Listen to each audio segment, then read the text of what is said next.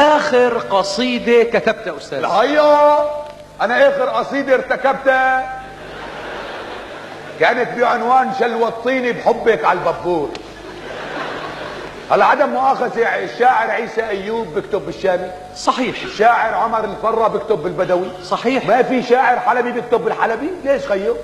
أنا كتبتها بالحلبي. هي عم بقولها القصيدة لخطيبتي، خطبتها 13 سنة، بعدين جوزت واحد غيري، فعم بقول لها بالقصيدة: آخيت هل إلى رؤياك جارة وقد أشعلت فسط القلب نارا. آخيت يفتح بجسدك، يا ما جبت لك جوق بلبل وبسطيق بلون الحوارة، ويا ما طعميتك فشفيش وقلبك أسود شحوارة.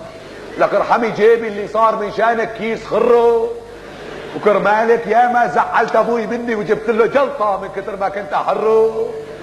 لك كل هالشي عملته مشاني ورحت اتجوزت يا ابسطه. اي وصلاة محمد لو شفتك لابزق فص وجهك ووجهه.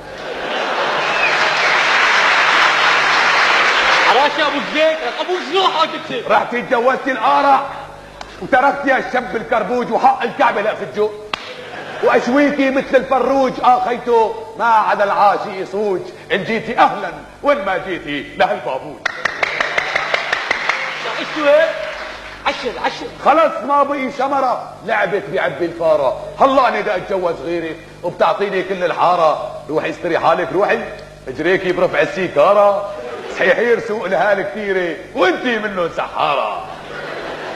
اخذتي صرم وليك؟ لك اخذتي صرم وعفتيني انا ابو كف المبخوش. انا مالي صياح بايدك ولا لي قلو لا لي حاح ولا لي توش. لك الف قلبه ولا غلبه وعلى قول اثنان في عيوش. العاطله اذا تابت تتناوق بالدرخوش.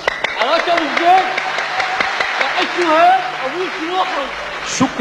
شكرا للأستاذ زكريا دشكة على هذه القصيدة الجميلة.